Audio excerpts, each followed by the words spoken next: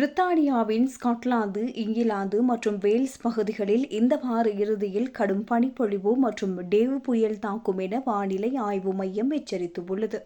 சனிக்கிழமை மாலை முதல் ஞாயிறு வரை பலத்த காற்றுடன் கூடிய பனிப்புயல் வீசக்கூடும் என அறிவிக்கப்பட்டுள்ளது. இந்த மோசமான வானிலையை சமாளிக்க பிரிட்டிஷ் கேஸ் நிறுவனம் தனது வாடிக்கையாளர்களுக்கு பல முக்கிய ஆலோசனைகளை வழங்கியுள்ளது.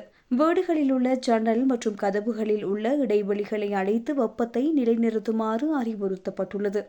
குழாய்கள் உறைந்து வடிப்பதை தவிர்க்க வெளிப்புற குழாய்களுக்கு காப்பு உறைகளை இடுமாறும், நீர் விநியோகத்தை நிறுத்தும் வால்வு எங்கு உள்ளது என்பதை முன்கூட்டியே தெரிந்து வைக்குமாறும் கேட்டுக் கொள்ளப்பட்டுள்ளது.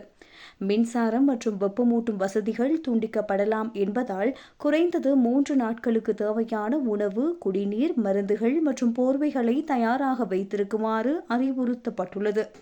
அத்துடன் டார்ச் லைட் மற்றும் போன் சார்ஜர்களையும் கைவசம் வைத்திருப்பது அவசியமாகும். வீடுகளில் விறகு அடுப்புகளை பயன்படுத்துவோர் மேலதிக விறகுகளை வீட்டிற்குள்ளேயே சேமித்து வைக்குமாறும், புகை மற்றும் கார்பன் மோனாக்சைடு கண்டறியும் கருவிகள் சரியாக வேலை செய்கின்றனவா என்பதை சரிபார்க்குமாறும் கேட்டுக் கொள்ளப்பட்டுள்ளது.